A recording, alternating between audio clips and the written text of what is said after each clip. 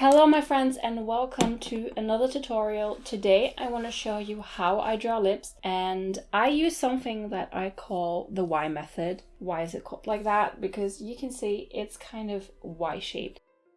There are several different ways how to draw lips, but I figured this one works the best for me. Just to quickly run over a couple of ways to draw lips, you could also draw a heart. Doesn't have to be perfect, and then work your way from there. I have seen people do that, but to me it's not the most satisfying result because it ends up looking like those big Botox lips, and I mean, if that's your aesthetic, that's fine, but to me it just doesn't look right. So that's how I would do it with a heart shape. Or a very common way to also draw lips is using circles like this, and then you just go in between, fill in the lips. But again, we are in a big lip territory.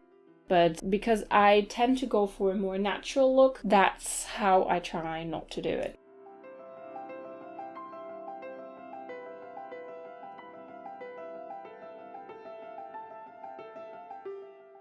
So if we add a bit of detail here on top of our pencil lines, we can already see it still looks pretty... They look pretty big and not very natural. But if you're going for a more realistic approach, personally, I feel like there is other options out there that help you achieve that look. So yeah, we can see this is how those look, at least when I do them. I never really liked the result of those options. I kind of figured to do it my way. So the way I do it, I draw a Y shape, just like this. And from there, I just add this middle line. I make it slightly curved because lips in general are never really flat. If you're trying to draw relatively realistic, do add those curves. Doesn't matter, if you have full lips or if your lips are rather thin, they still have some sort of curve to it.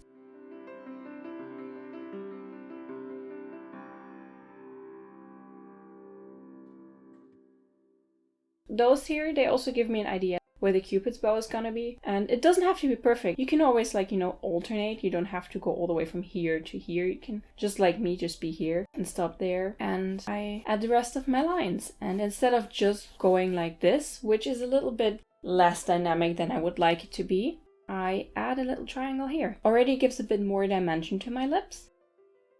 And if we ink that really quickly, it doesn't have to be perfect, but I already feel like it feels much, much more natural than the other versions.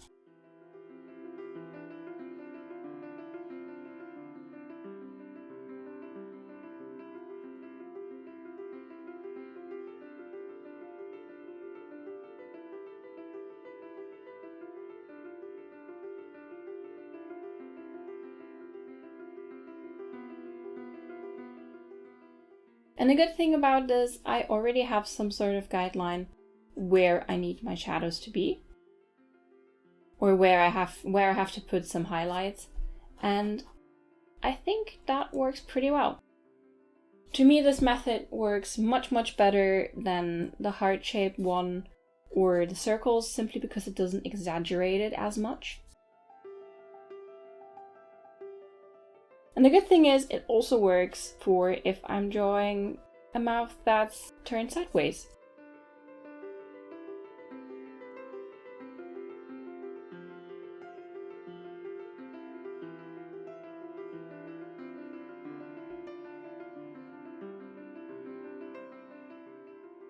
When drawing lips from the side, you have to take perspective into consideration, meaning that this part is probably going to be much smaller than this part.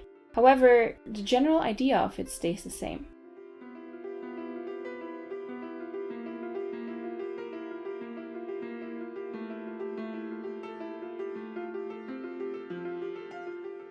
So I make this a little bit longer and this one just a little bit shorter. And it already looks pretty good, in my opinion. So yeah, we only need to adjust a little bit and we already have a pretty nice mouth with really nice lips that's turned sideways.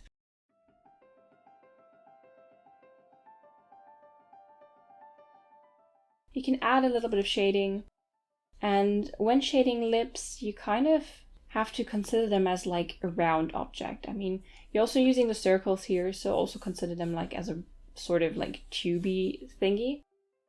This part obviously is in the shadow of the upper lip, so it gets a little bit of shadow. What's really darker is this part. And maybe if you're looking from the side, you can give this a bit more of texture. But you can see it looks alright, like it looks pretty dynamic and it looks pretty realistic.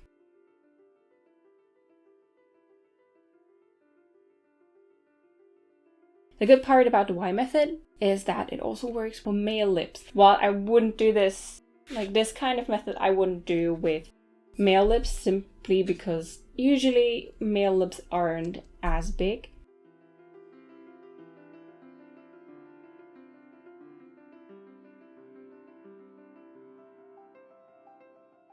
This one works very well with all sorts of lips, like even if it's not much of a cupid's bow, I don't have to add that much, but this Y already gives me a good outline or a good baseline where I have to be.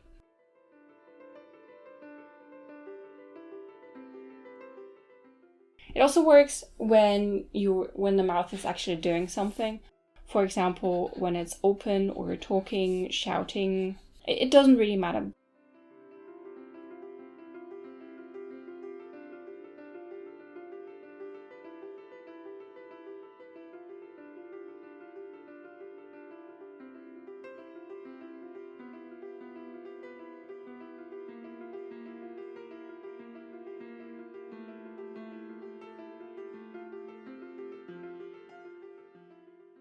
It's a little bit of an abstract approach, but I found that it works best for me.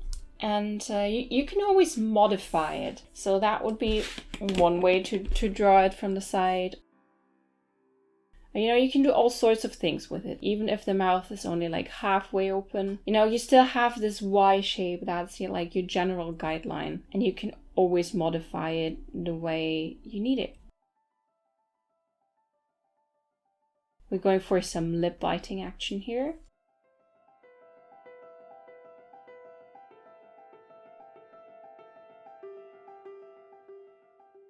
And I think this is like a really fast and easy way to draw lips. You always have this Y shape. Like sometimes you have to be a bit creative to see it like the actual one. But in general, I think it makes it very, very easy.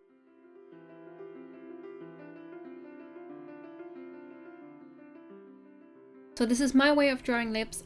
And if you like this video, please consider subscribing. And I see you next week with another tutorial. Bye!